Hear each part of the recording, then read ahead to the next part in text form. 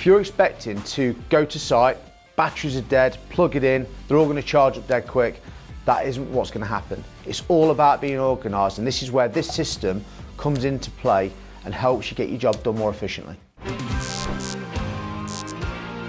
Hey guys, welcome back to Tool Talk, and today we are going to do an unboxing, and it's going to be on the Milwaukee 6-bay charger. Now, I've bought this for myself because I'm sick to death of having multiple chargers for batteries, and I thought, right, I want it all in one place, I can leave it overnight, let's crack on. So, as you can see, I've got a varied selection of batteries. I've got one of my older 3 amp batteries, I've got a 4 amp, I've got a 5.5, and I'm hoping, because I've not read the instructions yet, that this covers it all. Let's have a look inside the box.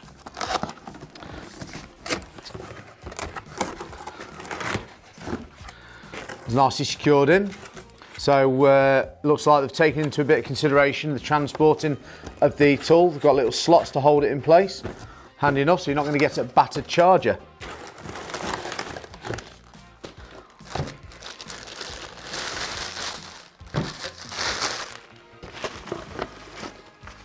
And we will read the instructions.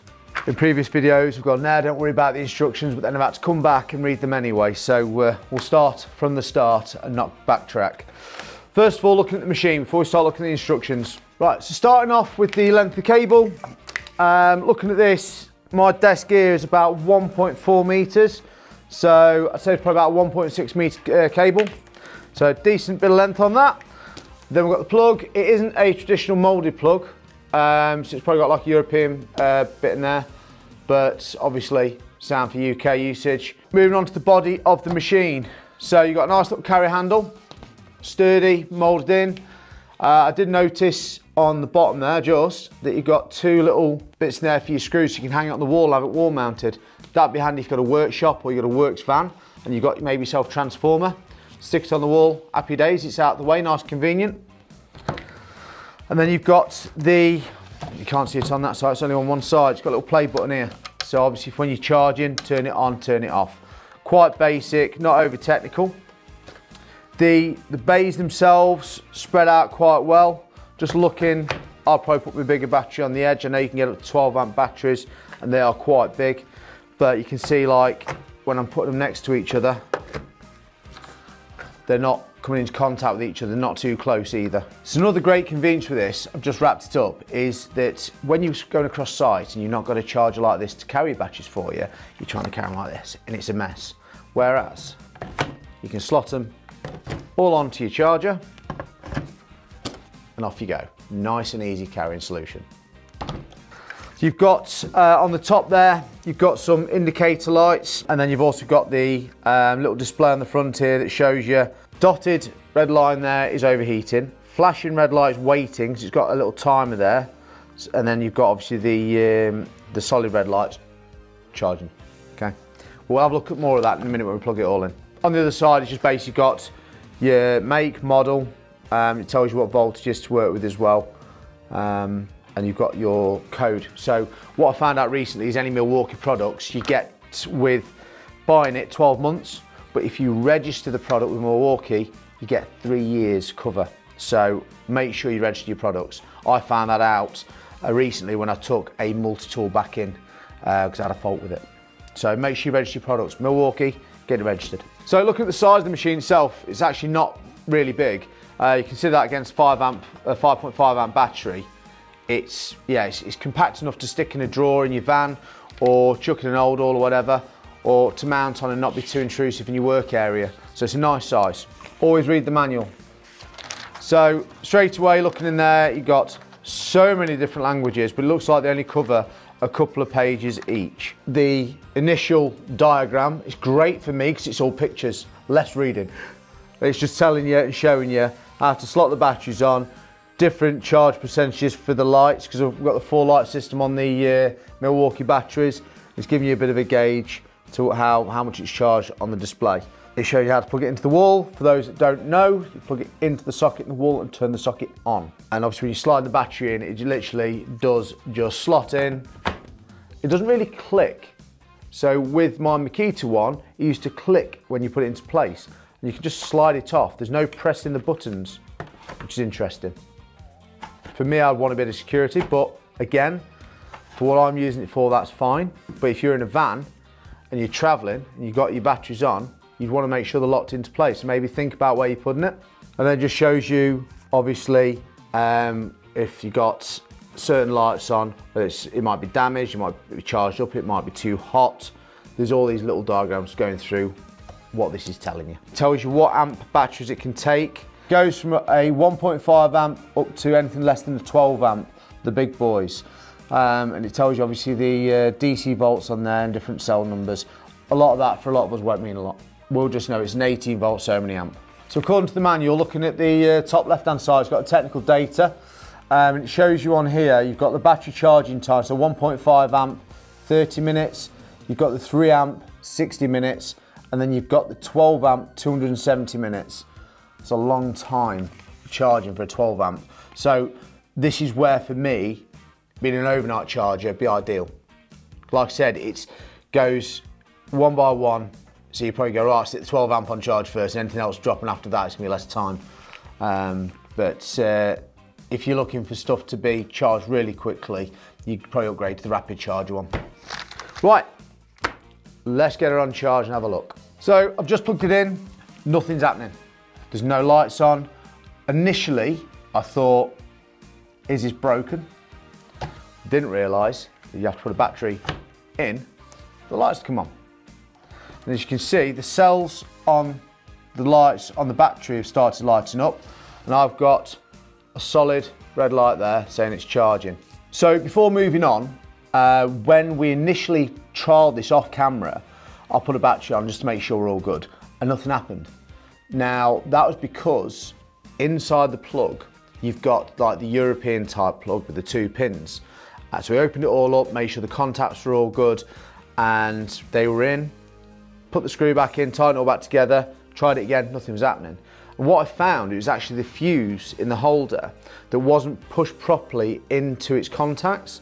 So took it off, pushed the fuse in, plugged it in, worked. So just make sure you give your plug a check over first, because you might think when you plug it in, hey up, I bought myself faulty equipment, which I initially thought, and I thought, great. We did find there's a lot of people commenting around this online.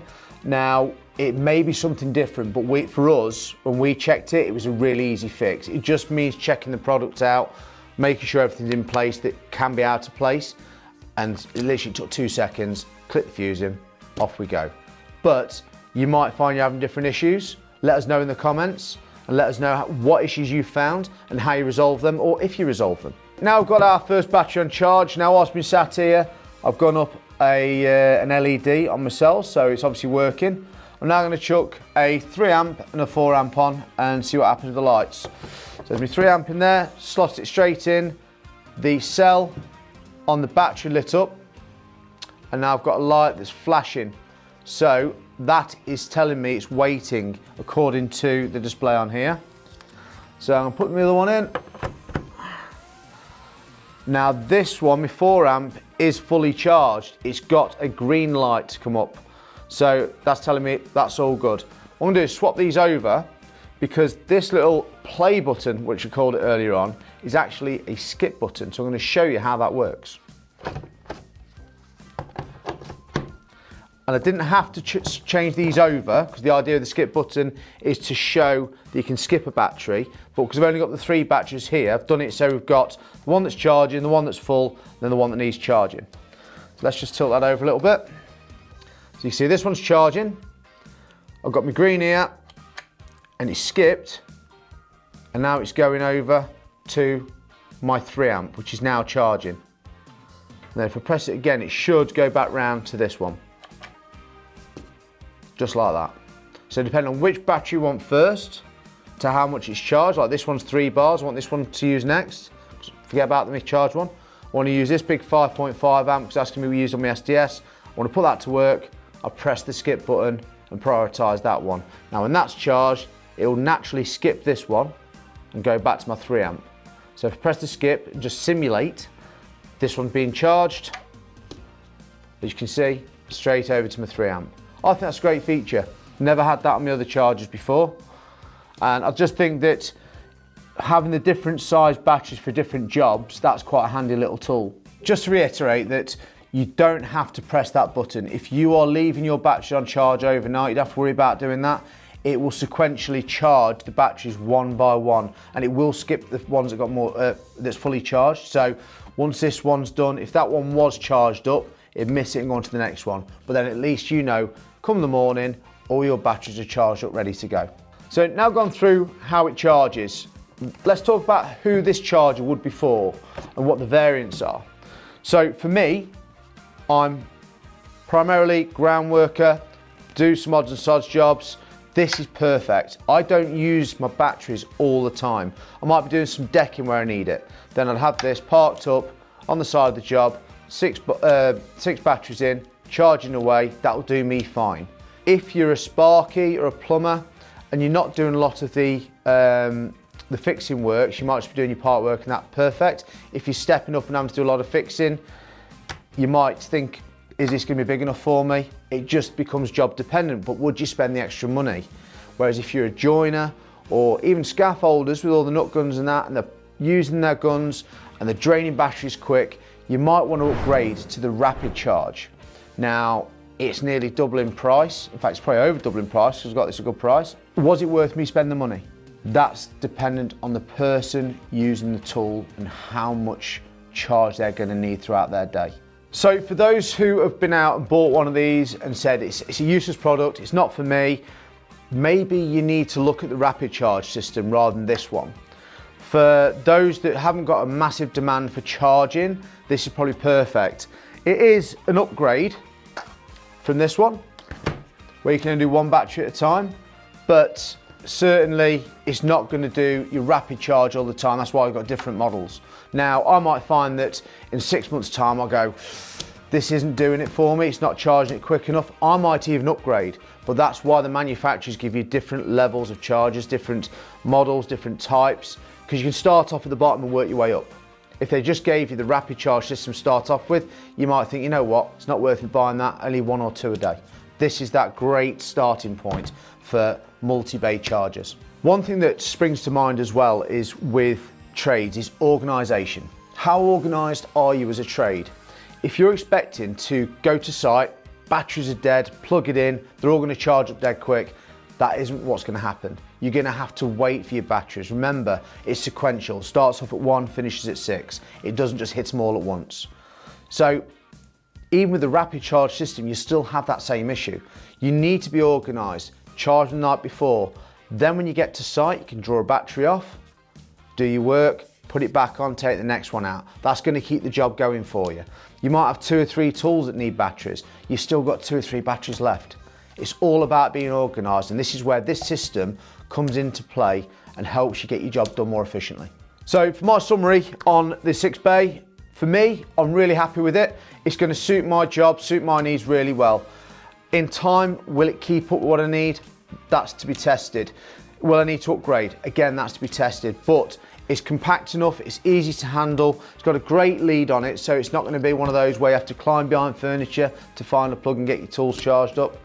It's great for the job, or great for my job. That's been my unboxing and overview of the 6-bay charger. Let me know what you think. Could you live with this model, or would you need the rapid charger? Let us know in the comments. Thank you for watching, and we'll see you in the next one.